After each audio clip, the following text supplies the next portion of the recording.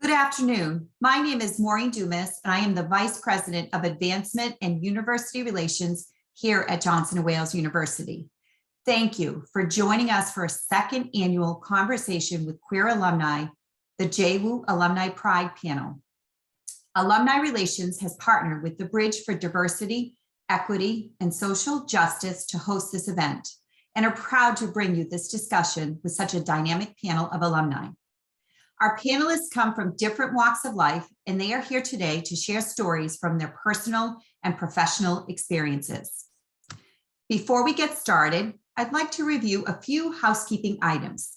I'd like to first set the expectations that this discussion is a safe space for all, free from all forms of discrimination, harsh criticism, and harassment.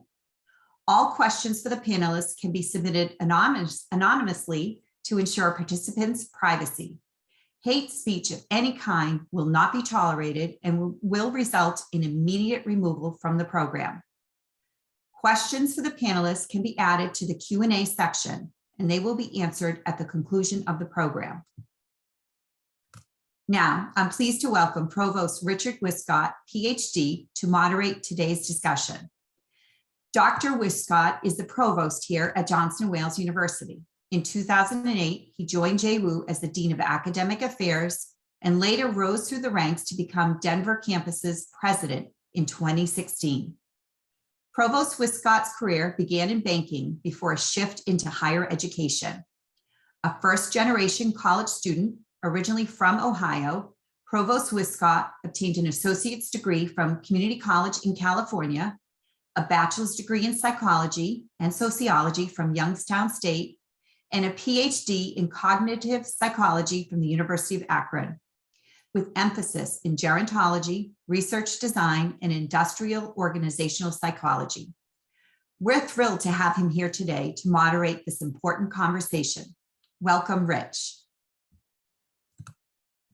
Good afternoon, and Maureen, thank you so much for that kind introduction. I really do appreciate it. And hello to everybody in our virtual audience. I'm very honored to have been asked to moderate this panel.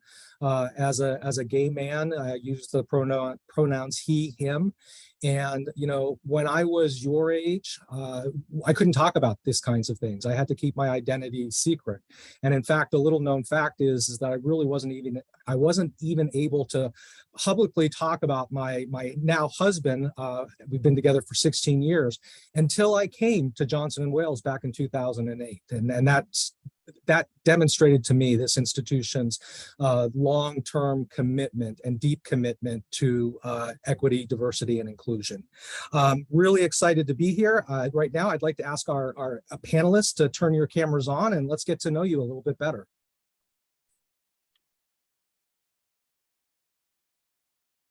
Hi, everyone. Thank you for joining us. We're going to get to know you, and I'd like to please introduce yourself and tell us about your identity, a bit about your story, and your involvement in the community. Let's start with Geronda. Hi, everyone. My name is Geronda Wallach-Spiller. I am in Seattle, Washington, and I identify as lesbian. My pronouns are she, her. And a bit about my story is, so I actually didn't come out until I was 25. So I wasn't out when I was at JWU. And I think a lot of it really was just because of things I've heard in the news or things I've heard about coming out and things I've seen happening to other people who have come out. And so I was kind of like, I'm not going to do that until I feel like maybe I'm ready. So when I took a work assignment in Florida, when I was working at a company as an HR operations manager, I decided that was probably a good time. I was away from everyone in a whole new environment. And that's when I decided to come out. And that's where I actually had met my now wife, Michelle. So worked out when I came out. And my involvement really in the community is, so my actual current role is a diversity, equity, and inclusion program manager for a tech company. And through that experience, I really helped the company to be more of an inclusive culture, make sure people feel like they can bring their full selves to work, but also just making sure that we are participating in the community and doing things that are going to make sure that people want to come and stay at the company. And then on the other side of that is I'm a speaker and a coach for LGBTQ plus young adults. I do help young adults navigate their career and their personal lives, but I do also help other companies practice psychological safe practices for the community and help to build more inclusive cultures. So that is a little bit about me, my story, and how I identify. So thank you. Thank you, Geronda. Let's turn it over to Andrew now. Andrew, tell us about yourself. It's great to be here with you. I'd say this morning, afternoon, your time. I'm Andrew Childers, coming to you from Las Vegas, Nevada, where it is still nice and bright. And I was joking earlier, sort of cold this morning, our version of it at 90 degrees. I was class of 2009 at Johnson Wales. I'm a gay man. I use the pronouns he, him, his. I've been involved in the queer community, God, since day one, I would say, after birth, but really it started right after Johnson Wales, mostly. And I immediately after graduation moved back home to Las Vegas and really the West Coast, lived in San Francisco, but then also in Utah for a while. And there's a pretty different culture in Utah, as you might be able to imagine, especially now going back to, 10 years plus. So I was involved with Equality Utah, and I'm honored and glad I got to help write a big billboard, which we'll talk more about a little bit later, to help start conversations in a psychologically safe way in Utah to raise awareness around all things LGBTQ+. And today, or I should say this week rather, in Las Vegas, we'll be celebrating Pride. Pretty hot here, so we do it much later in the year than everywhere else. So of course, I'll be volunteering there and have been doing that on and off over at least the last decade. Great. Well, thank you so much, Andrew. Sydney? Hi, thank you, everyone. Sydney Gowing, located in Boston, Massachusetts. Identify as lesbian. My pronouns are she, her, hers. I have a career in human resources since graduation. So I've held various roles within also the HR business partner roles and functionality, as well as within Total Rewards. I currently work here at Schneider Electric, based out of the Boston City Hub office. I am the president of the LGBT Employee Resource Group here for North America. I work with other leaders throughout our global footprint as well in different chapters that we have. From a personal perspective, class of 2023, it feels like forever ago, but not at the same time. Geronda and myself actually attended school together. So we many a times saw each other on campuses, perhaps I think had some classes together as well. So all 4 years, I was at the Providence campus, loved it there. It's probably a very long story, but prior to attending Johnson Wales, I was out in high school. When I first came to campus, my first year, I wasn't necessarily fully out. I was 1 foot in, 1 foot out because I was making new friends, getting acclimated. Didn't know how to proceed forward. Long story short, I was not in hiding after the first year and became quite comfortable on campus. I have a wife. Her name is Jessica. She's very supportive. She and I together have 3 children, 3 sons. Our oldest is 3, and our twins are a little over 1.5. So we have our hands quite full these days, but it's very good. So that's just a little bit about myself. Great. Thank you, Sydney. And finally, Emmett, let's learn a little bit about you. Howdy, folks. First off, thank you so much for including me in this panel. I'm very excited to be here. My name is Emmett Teeter. I graduated in 2016 from Johnson & Wales with a degree in graphic design, digital media, concentrations in videography and animation. I identify as a trans man. My pronouns are he, him. When I was in Johnson & Wales, similar to Sydney, I was before that was kind of iffy on where I wanted to identify. In high school, I was out as a lesbian, and coming from a rural part of the country, that was not easy to just even be out as a lesbian at that time. And then when I went to Johnson & Wales, I owe a lot of my comfort and exploration around gender nonconformity to what was then known as the Gender Equity Center. I don't remember what it's known as now. I believe somewhere around the Bridge Center or Diversity and Equity Center, but mainly the Gender Equity Center and Karina in specific for making me feel comfortable with my own identity. So I graduated, I think, May 23rd of 2016, and May 24th, I got top surgery and began my physical transition and have identified and lived out as a man ever since.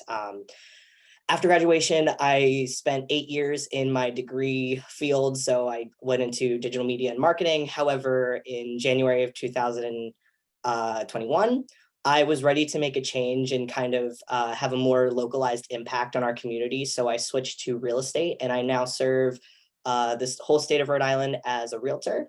And my main focus is education-based real estate transactions, where I sit down with customers and clientele, whether you're selling or buying in a residential sphere.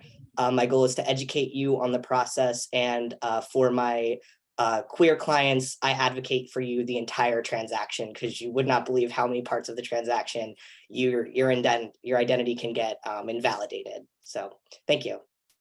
Thank you so much. And thank you again to all of you for being here.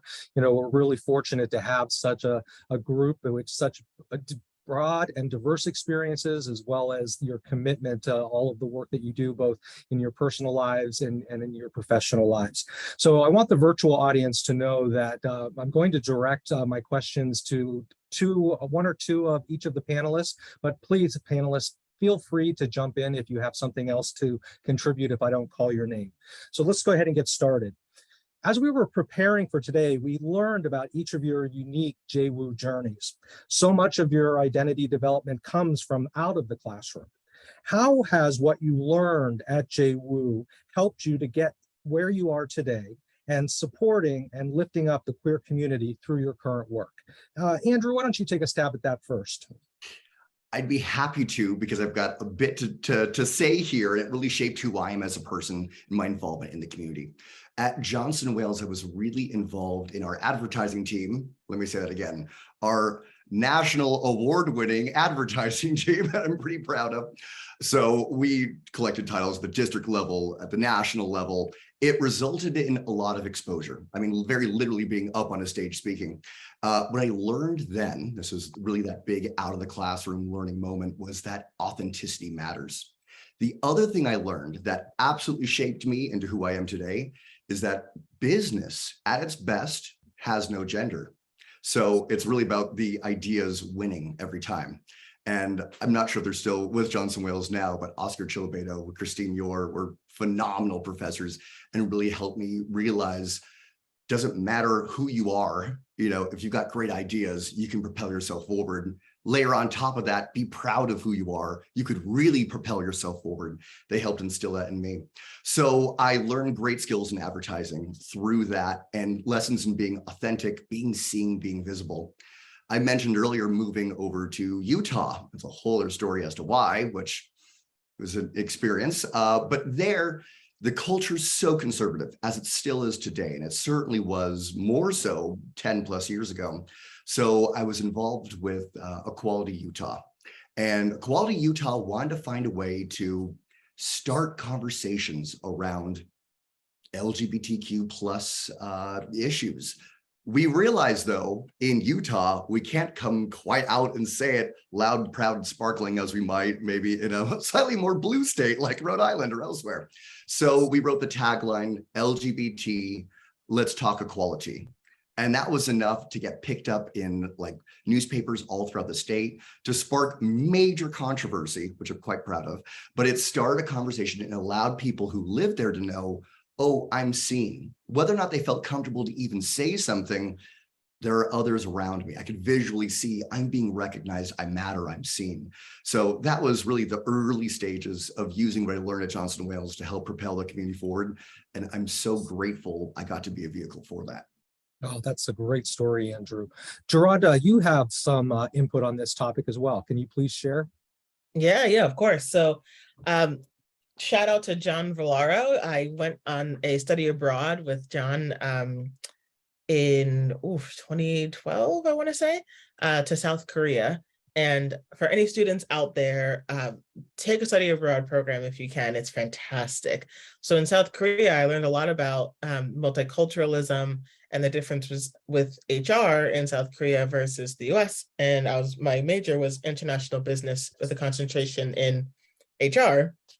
And through that unique experience, it was a lot of seeing and understanding the differences, but also at the same time, learning the challenges that happen globally with LGBTQ. And although I wasn't out at the time, I started kind of realizing that there were some people who might be wanting to be out, but they don't know how. And then, especially in Asian countries, it can be a little bit challenging. So when I came back and I graduated from JWU, I started my experience in a tech company. As you can tell, I love tech.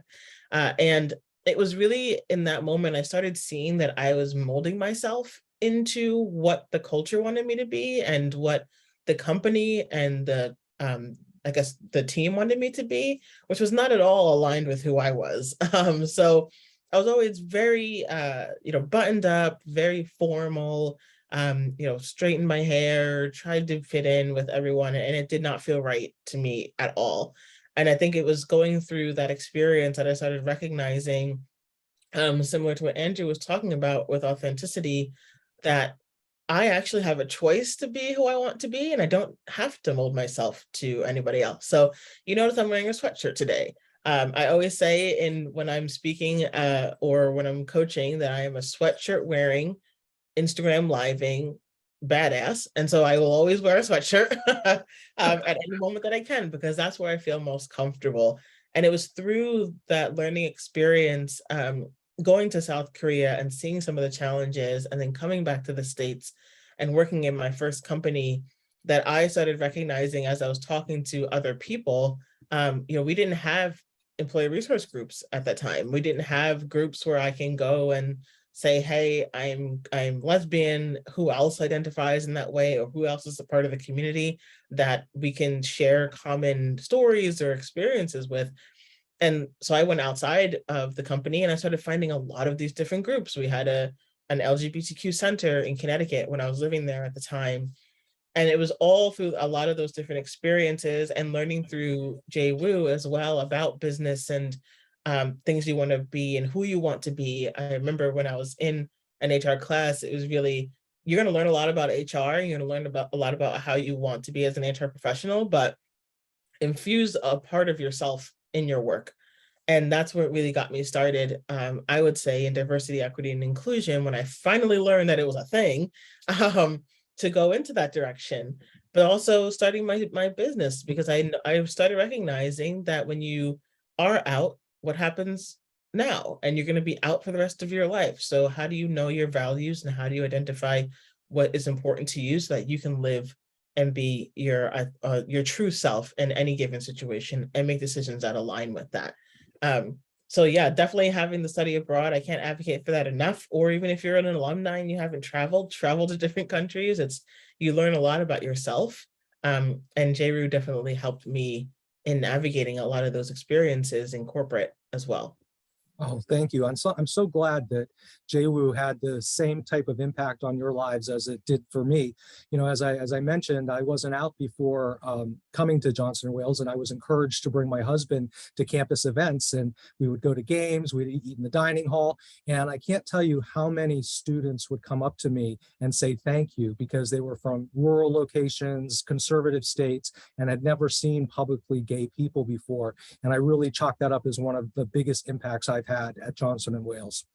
I'm going to turn over to Sydney and Andrew. Now, you both work in larger organizations, and some say that the corporate culture is sometimes slower to advance and make change. What have you experienced or done in that type of system that has worked to create a more inclusive culture? Why don't we start with you, Sydney? Hi, everyone. Before I start, I'll say a shout out to Professor Valero as well. He was instrumental in guiding me towards the human resources career path. So if it, I'll say I was interested in import export, but if it wasn't for him, I wouldn't have found, I'll say, the perfect career path for myself. So can't thank Professor Valero enough. So I currently work at Schneider Electric, which is a very global organization. There is not a pocket of the world that we do not operate in. Prior to that, I also worked at Ralph Lauren Corporation for many years. Geronda spoke too about, say, cultural and worldly differences. Before, I mentioned that I've always held roles within human resources and also within the total rewards function. There was a time where I specifically worked in global mobility, and recognizing and understanding those cultural differences, not only from how a person is, but how they work and how they operate, how they perceive information, how they go through information, acknowledge it. It's different across the world. It's very, very helpful, and it's very helpful within, I'll say, my corporate career. Now, when it comes to, I'll say, my experience at these large organizations, my time at Ralph Lauren, I had done a lot of work too with the group there. That corporation is unique in and of itself, as the LGBTQ community is absolutely ingrained in the organization's DNA. I can't speak enough about the organization. They have done so much tremendous work, not only for the LGBTQ community, but whether it be their Pink Pony Foundation for breast cancer. There's just so many phenomenal things that the organization does. And then here too at Schneider Electric, which is absolutely a different industry than fashion.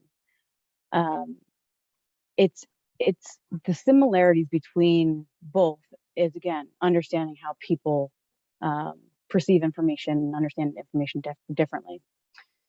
And so I'll say today, as I am the president of the LGBTQ group here at Schneider for North America, when I look at how I communicate information or get or persuade or get buy-in for programs or communications that I want to put out, I need to be mindful that not everyone thinks like me. Not everyone is and I'm going to digress for a second. I'm originally from New Jersey, New York area, and I now currently live here in Massachusetts. But not everyone has had the same experience as me, always living in a open blue state, if you will. But I'll say through my own personal experience, my business experience working within, I'll say, the corporate environment, I have found that I need to be clear. I need to include all. I need to always assume positive intent. I have always tried to be more elevated in my approach as to not scare off anyone to get their buy-in or their, additional influence that I might need to get those things done that I want. So I try to take a more elevated approach in doing so. Just be open and aware. It's not always a one size fits all. You look at something such as, we all used our pronouns, how we introduced ourselves. An example like that doesn't always translate so easily in the French language. It doesn't, here in English, easy. We can just do it. It seems so effortless. But it doesn't always translate well. But it's about, I guess, long story short, in corporate setting, I find it's, I don't like to use this word, but I will use it. Try not to be provocative. The expression is you catch more bees with honey. And again, it's just, you can't go all in. You have to also, I'll say, be politically mindful in the sense that what you do also needs to align to business objectives and business goals. And that also matches your corporate culture. And if you are being a change agent in influencing and changing that corporate culture. You have to be mindful of those things as well. Very impressive. And, for any of the students who are in the audience, that's really great advice, because it's a difficult skill to learn how to balance that. And then many people just are not able to get it. Andrew, what's your experience been like at a large organization? Yeah, I'd say in many ways, actually quite similar to what Sydney was saying. And I would echo the point of being mindful of the corporate culture. So here's that skill that you were just referring to, of balancing that mindfulness of not rocking the boat too hard here, but being authentic. And with that, I would say, in my experience, if you are great at what you do, you can't be ignored. So here's something that's not fair, but might be reality.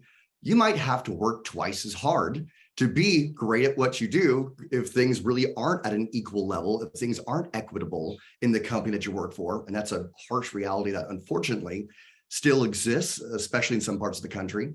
If you work twice as hard, you are great at what you do, you can't be ignored. And then it can really help open people's eyes. I will say, though, with that, the other side of this coin is there's a way more I'd say a hopeful message to share here. And that's what my experience has largely been. I think the business community is really waking up to the benefits. I mean, let's even look from just a purely capitalistic bottom line kind of perspective on this. There are giant advantages to having diversity, equity, and inclusion programs within companies.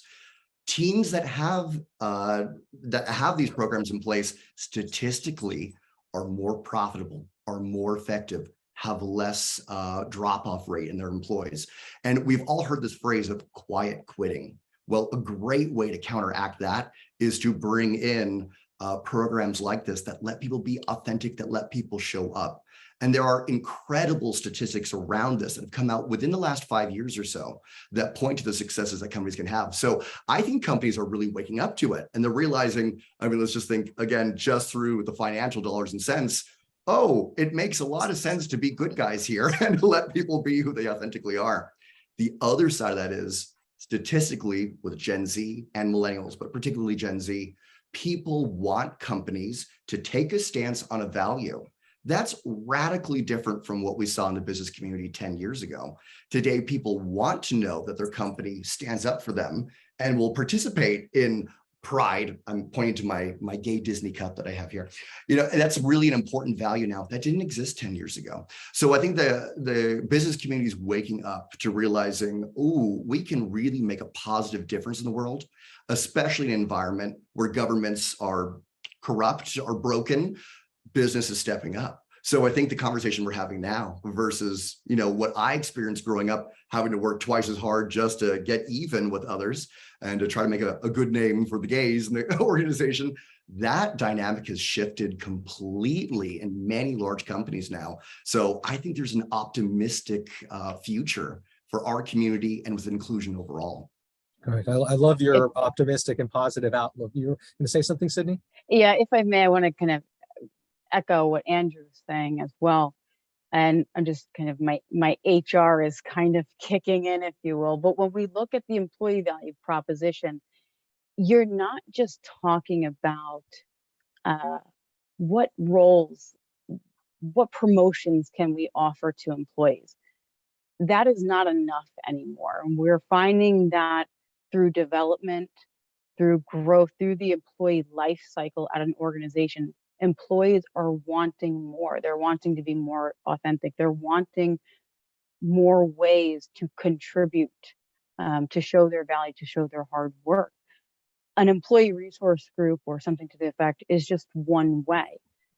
You can look at community involvement opportunities. There's multiple learning and development opportunities. And of course, yes, through all these different offerings, a more diverse, more authentically open team does produce better results at the end of the day. But really, we are finding that the younger generations, this is an expectation. But you have to also not be exclusionary in your approach. If you have older generations at an organization who they may have grown up in a community or a time where you don't really talk about these things. There's your work life and then there's your personal life. So it's about finding that right balance and not being exclusionary as well. And there have been times too where, at we talk about making sure from a pay equity perspective that everyone is being paid fair and appropriately. And sometimes you have those naysayers that say everything's been fine. Why now? Why are you putting your finger on a specific thing? Or why are you making sure that I have a diverse candidate in the interviewing process? It's about making that change and doing so in a way that's not exclusionary as well. Well, thank you for that perspective. Emmett and Geronda, you both described to finding opportunities for lifting up the queer community through startup type innovation. What inspired you to take that step, and what impact have you observed that has been most meaningful to you? Emmett, can you be in? Yeah, sure. I'll speak on that. So I guess for me, coming from the real estate space, the best place I can speak to this is last year when I got into real estate. I mean, there are so many real estate agents. Everybody knows if you post on Facebook, I'm looking for a real estate agent, you close that tab, you open that tab 2 minutes later, you're going to have everybody and their mother commenting which real estate agents they know. So there's no shortage of realtors in that space. However, what I have noticed is, especially in our state, there's a shortage of queer, non-binary, and trans representation in that space. And I wasn't going to kind of lean into that when I got my realtor license. I honestly was going to try being stealth, which is when you don't blast your identity to everybody and their mother, you kind of just keep that personal. But what wound up happening was I got reached out to over and over again by people who knew me in my personal life, people who knew me from my past career life, and that are in the queer community, who said, hey, me and my partner want you to be our realtor because we feel comfortable working with someone who's also in our community who can represent us. And so through my first year, that was kind of the overarching theme. And so as I went into my second year, I leaned into it. And now I want people to feel comfortable coming to me as a safe space. I want to be the realtor that the queer community thinks of when they're looking to feel advocated for and seen in their transaction.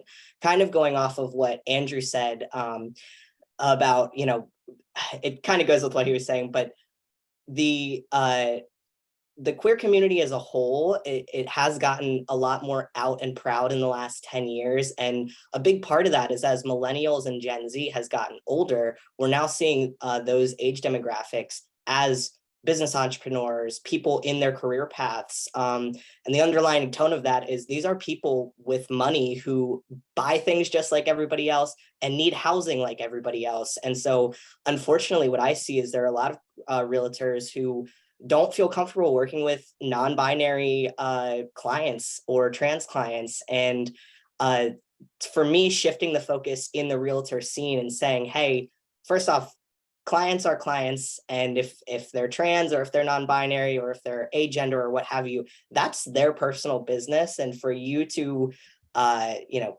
box them out is just a way that we're committing micro discriminations in our business. But to kind of hone in on what you were really asking me, how I've sort of lifted it up is when I started last year, I went on Facebook and I typed in queer entrepreneur group for Rhode Island because I was looking to network like everybody else. And to my surprise, Rhode Island being one of the queerest states in our nation, we didn't have a business entrepreneurial network group. So I started one. So if anybody watching or you guys go on to Facebook and type in Brody Queer Owned, that is a business networking group I started last year. It's up to over 150 members now in our community. We had our first in-person networking event at Res American Bistro, which is a queer-owned restaurant in downtown Providence in July. And we had over 30 business entrepreneurs come. And the fact that we were able to create this beautiful safe space where business entrepreneurs could come and mingle and know that everybody in that room was there to make business connections, but we were all coming from different walks of life from the same community. it was awesome. So that's kind of where my contribution has come in. It's only continued to grow from there in that group. But yeah, I'll take this second to say, if anybody out there is listening and you are in Rhode Island or Massachusetts and you'd like to be in that group, go join it. I'll approve you. And I hope that you come to one of our in-person events. Oh, that's great. That's a great commercial. I'll do my own little plug now. When you're at that group, don't forget to talk about the great interns that we have at Johnson & Wales University, and to please connect with us so we can connect our students with these queer-owned businesses. Geronda, how do you feel about this? What impact has been most meaningful for you? Always hit the button too many times. Yeah. So for me, it's been. So when I was talking about my experience and having to mold myself into what other people wanted me to be, I wish that I had someone like myself help me navigate a lot of those different experiences. And so I didn't know when I was working at different companies, like, should I tell them that I'm lesbian? Do I have to say that I'm out? Should I talk about my wife, or my fiance at the time? How do I navigate all this? And the biggest thing for me also was, how do I advocate for myself, but for others and what I'm noticing? So when I was talking about a company that I worked for and there wasn't an employee resource group, I wish that I had come forward to say, I wish that we had this community. I think that there are likely people in the organization that aren't aware that we don't have one, or who wish we had one and don't know where to go to have these types of conversations, or ways that we can improve, bringing more people into the organization and increasing representation for LGBTQ. And so as I was navigating a lot of different things, and even in my personal life, when I was, coming out, and I had my community around me, I had people around me who supported me, but there was such a fear of coming out, but also wondering and educating other people, like my father, educating him on what that means for me, and educating my siblings about what that means for me. I think I wish I had that person to help me navigate a lot of this. And so I think it was when I had come out, I was like, let me be that person for other people. So that's why I decided I love speaking, always loved public speaking, probably wanted to be a public speaker since I was 7 or 8 years old. And so I decided, well, I didn't even know I could make this into something that I could do as a business. So let me just do that. And then I became a coach. And what was most meaningful to me was I started seeing how comfortable people started to feel, knowing that they have ownership in the decisions they want to make, and if they want to come out or not. Because I always remember, and I always remind people, you're going to come out every single day for the rest of your life. So you go to, when you move, you have to find a doctor. You have to tell the doctor, that you're gay, or that when my wife comes to me with doctor's appointments, I have to remind people, this is not just my friend, this is my wife. And so how do you navigate those things? But also, how can you then educate yourself on what's happening to then be able to influence and share your experience with other people? So things like trans rights and lesbian rights, and things that are happening in the news around the schools in Florida, and how we can make an impact. So what's been most meaningful for me is having those conversations with different people of different backgrounds and different ages. I helped a woman who I think she was 56 or 57 years old and hadn't come out. And it was such an empowering conversation just to have. And she's like, just to be able to talk to someone about it and almost practice coming out. She's like, she was so grateful, because then she ended up coming out to all of her family, all of her friends. Some were more welcoming than others, but she was prepared that I'm probably going to lose some people I'm going to gain, but I'm at least aware of how I can then navigate this. So I basically wanted to be the person I didn't have to the community, to be able to help people be their true selves and live authentic. And when people start also noticing that, I do wear sweatshirts, and I do do things that feel right for me in a lot of conversations, they're like, oh, I can never feel like I can just, wear my tube top or my tank top or color my hair blue. And I'm like, well, who says you can't do these things? Just do these things, and you'll find the right spaces. So The motto that I always say for my business is live authentically, find your tribe. And what that means for me and for other people is when you live in your true self, you will find the right people that will welcome you and you'll build out your community. Oh, that's great. The people that you work with are so fortunate to have you coaching them in that way. We just have to figure a way to scale that up now to impact a much larger group of folks. I know I definitely could have used your services when I moved here to Rhode Island last year, because you're right, it's draining coming out all over again and not really understanding the culture and the people. And so thank you for the work that you do. Now, you've all talked about ways that how you've advanced your queer inclusion personally and professionally. What are some things that others can get involved so that they can do the same thing? Sydney, why don't you take a stab at that one? Sure. So I've spoken about today kind of the corporate experience. So from that lens, I take it my contributions, if you will. It's not contributions, it's what I feel is the right thing.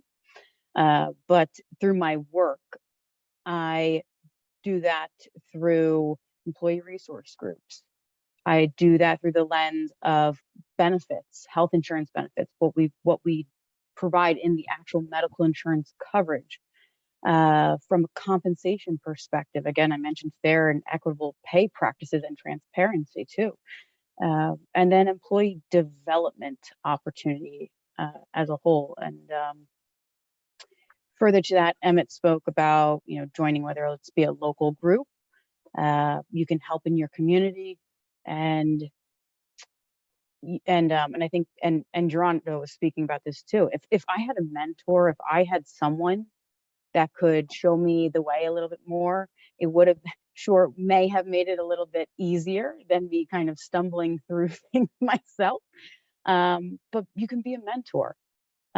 Whether that be inside your organization, outside your organization, as an alumni, there's different ways to be a mentor. And then, again, today, obviously, we were speaking about the topic of LGBTQ in the community, but really the work that I do, and it's really about uplifting others and uplifting all.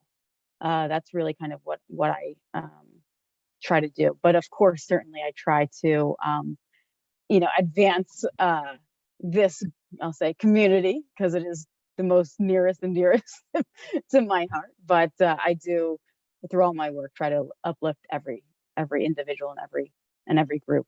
And, really through, again, my corporate kind of background, I do it because it genuinely feels like the right thing to do for me. It adds significant value to the organization, and really it helps to be kind of a best in class employer. And if your employer is, you want to feel welcome, not only and you feel that you belong not only in your personal life, but you certainly want to feel that at work too, because that's where you spend almost most of the time in your life. So if you have an employer that supports you in every facet, really, long story short, I try to help my organization become and work towards being a best-in-class employer. That's really kind of long story short. Sure. Thank you. Emmett, what advice do you have for the audience? Yeah, I think overall, Sydney spoke to most of the things I was going to speak to. So I would just echo some of that and say community care. Switching to real estate and really getting more involved in my community, what I've noticed is that, as out as we can be on a national level about things and support things online and follow trends, the biggest impacts that I think that you can make that you really feel something from are those community levels, whether it's volunteering for events or different nonprofit organizations, or just being the voice for those that are not in the room.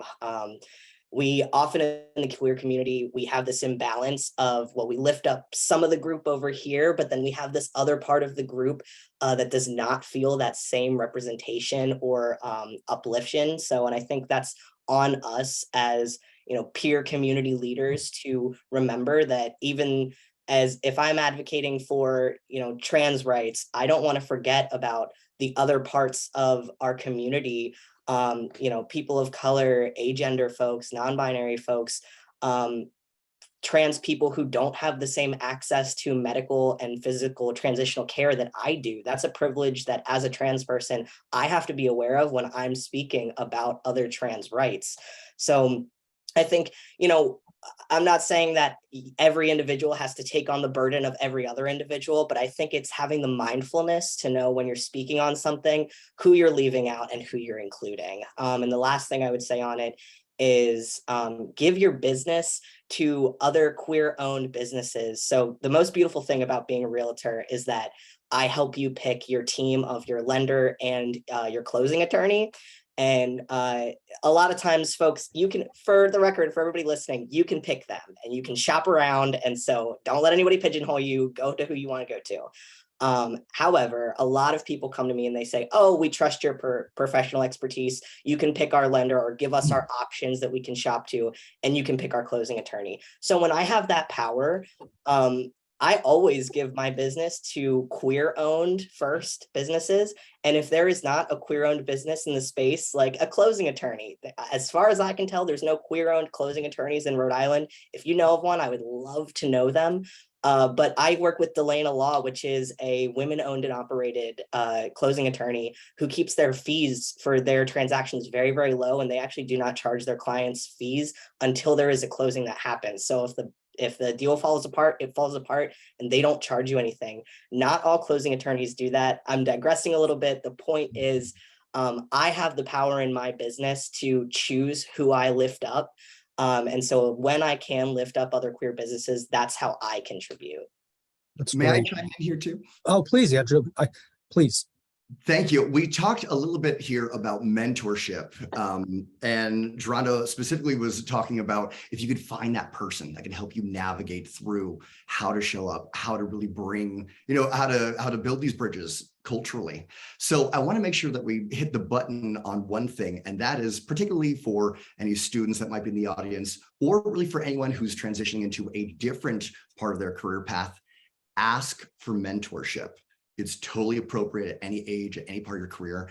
And it makes a phenomenal difference on both sides for the mentor and the mentee.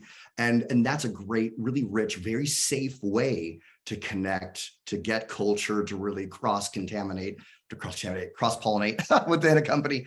It's an important thing to do. The other thing that I want to say with that, for those of us who are a little more seasoned, that's the nice way of saying as we get old, is to be the mentor. I mean, I'm in a position now that I really can take people who are new in their career paths under my wing, and I go out of my way to do so. And it has a ripple effect for everyone involved and everyone watching too. So that's a great way to help bolster inclusion in our community. Last piece with this as well.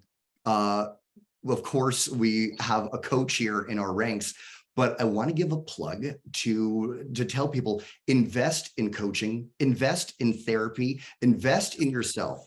I think that we get to be the champions of this, of helping to take away stigmas around all the ways that you could reach out for help. That could be through a mentor, that could be through a therapist, that could be through a coach.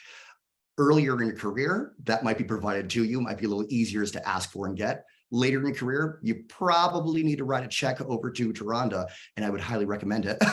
So invest in yourself in this kind of way. It will have a ripple effect on the rest of your career, all the people watching, all the people you work with too.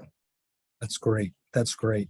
I want to kind of continue with this theme, and Geronda, I want to get a little bit more feedback from you, because, we're talking about how we can encourage others to be involved and to contribute. And, I think we're all very fortunate that we live in a world, in places where, we are accepted for the most part. We are able to be ourselves, but unfortunately, too many people don't have that luxury. And even this morning, I was very disappointed that, again, on the Supreme Court's docket for this year is a case that would allow business owners to turn away gay people because it's their freedom of expression, not their freedom of religion, but their free speech right to decline services to gay and lesbian people.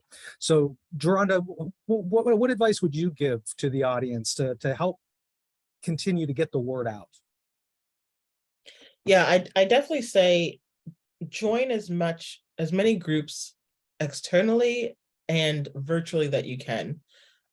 So generally in your local areas, there likely will be, depending on where you live, an LGBTQ plus center. And if you can participate in that center, whether it's volunteering for planning events, mentorship, helping to get the word out on different laws, there's so much that you can do when you join those types of centers. But also there's a lot of resources as well. And I'm looking this way because I'm going to put a link in the chat. GLAAD is one organization that is fantastic in advocating, and they have different resources that you can follow in terms of your sexuality. So the Human Rights Campaign is one fantastic one. There is something called LGBTQ News as well. That's where I follow all that's happening in legislation, different countries that are coming out and legalizing gay marriage. So I would say it's when you join certain groups, you're educating yourself on what's happening out locally in your community or around the world or in your local state. And just joining those, they'll send out templates that you can email to legislators and say, hey, like, we're against this, look at this in a different light. Or again, offering mentorship, volunteering for different organizations, and sharing with others what you're learning. Unfortunately, the suicide rate for LGBTQ is high. And the Trevor Project in particular is a fantastic resource to help anybody who's going through mental health challenges or is thinking of potentially ending their lives. And so there's so many resources out there. You can look up LGBTQ resources and just start following different people also in the space, and supporting those local organizations, as Emmett says, support restaurants, coffee shops, anyone who's in the community doing the businesses. But I would always say, like, educate yourself first, join these really great associations and organizations, volunteer as much as you possibly can. And it doesn't mean you have to offer up everything you have. If you want to start small, you don't have to click on all of these links that I just shared, but maybe you want to start with youth and you can support in that way. So there's a lot out there. Support one another. And a really great point too, I want to emphasize that Emmett brought up is amplify the voices of everyone in the community and don't allow yourself to be too pigeonholed, because I had to learn that for myself. Being lesbian, I was like, I'm going to focus on all the lesbians out there in the world, but now I'm forgetting bisexual, trans, all these different people. And so I'm very mindful of that. But that's what I would definitely say is just get out there and start doing what you can. That's great. Thank you. Thank you so much. I can't believe our time together is almost up. This hour has just flown by. We don't have any questions from the audience, but for those who may be watching this recording, please, if you have any questions or want more information from any of the people you see here on the screen, please reach out to Liza Gentile, and she'll include that on the link that she sends out. Final pieces of advice. I'm going to pick on you now and say, what's your final word on this topic to our audience? Emmett, why don't you start? Sure. First off, don't feel that although we just Gatorade dumped, so much information on you all of resources and ways you can contribute and give back and places you should go and people you should do and therapy you should get. I always tell people, hitting a goal is accomplished by hitting a bunch of micro goals. And if your goal is to do better at giving back to your community, the micro step to that is do one thing, join one thing. We can put a lot of guilt on ourselves through not giving back enough or doing enough. And I think all that anybody is ever asking is, if you feel that there is more room for you to play any part, play any part. And also go to therapy, because that's the best. Good. Sydney, what about you? It's hard to boil this down. First and foremost, thank you, everyone, and thank you for including me in this, and thank you to my fellow peers on here as well. again, it's hard to boil it down. I would say, yeah, it's Gatorade or Kool-Aid, whatever term you want to use. There's a lot of resources out there. So if you want to start small, shameless plug too for Johnson & Wales Bridge for Diversity and Diversity, Equity and Social Justice Group. So please, if you want to start with a smaller resource, go ahead and do that. Then you can start to kind of snowball things, look into different resources that are out there. And in all of these things that we spoke about today, I guess my take is think of different perspectives, assume positive intent, and also, kind of, and don't, I don't know if I just mentioned, don't be exclusionary, just really try to uplift everyone. Yeah, it's a much larger topic and there's complexities around this. I'm sure we could take the whole day, but assume positive intent, uplift where you can, small wins eventually increase to momentum behind things. That's perfect. Thank you. And, I'm going to change it up a little bit for Andrew and Geronda, because we did get one question from the audience, and maybe you can leave us with just briefly addressing what would you say the greatest challenge the LGBTQ plus community faces today? Andrew? Rights are not always guaranteed, which is ridiculous because that's the whole point of a right, but it is the harsh reality of what we deal with today, which is why it is on us to stay active, to stay educated. The other thing that I want to point to with this, which sort of harkens back to our last question as well, is that, as Oprah says, you are responsible for the energy you produce. And I've found through my journey that the more I invest in myself and become more comfortable with who I am, the kinder the world always was to me. There's something about that relationship to how you treat yourself and how others will.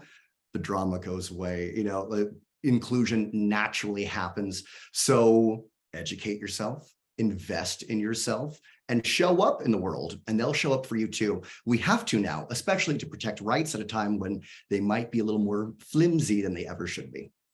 That's great advice. And Geronda, we only have about a minute left. So what would you say is the greatest challenge we face? I can do this in a minute. Greatest challenge that we face is representation and amplifying our voices and being heard. I really think that there's a lot happening right now in the world, and a lot of it is the reasons why they're happening are out of our control. What we have control in is how we respond. And so it's really, again, as Andrew was saying, educating yourself on what's happening, but also finding a need in what's going on, and that's challenging. And maybe there's a way, not only for you, but maybe other people that you can get together to support that need. So, work on yourself, but amplify the voices of yourself and other people. Share what's going on and comment on it. You do not have to be an expert on things, but just start the conversation. And that's really one of the biggest things that you can do.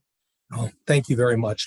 I want to say thank you to all of you for being here today. It's been my honor to be able to moderate this and get to know each of you a little bit better. I look forward to meeting you all in person one day and continuing this conversation. I'd like to now introduce Liza Gentile, our Director of Alumni Relations and an alum, to close the program. Thank you so much, Provost Wiscott, and thank you again to all of our alumni panelists for taking the time to discuss these important topics with us today. I'd also like to thank all of our alumni in attendance. I hope you found this discussion insightful. It's so interesting to hear your collective thoughts and experiences in navigating your identities and professional life on this topic, and it was great to learn from you this afternoon. JWU continues to provide a truly unique and exceptional education that prepares our students for future success. Your support for the Bridge for Diversity, Equity, and Social Justice provides educational programs, workshops, and resources to promote inclusive excellence, human rights, and social justice. As an alumni donor, your gift also demonstrates your investment in our mission, which can inspire additional support from other members of the JWU community, as well as corporate donors and foundations. You can make a gift by clicking the link in the chat window. Thank you so much for your support.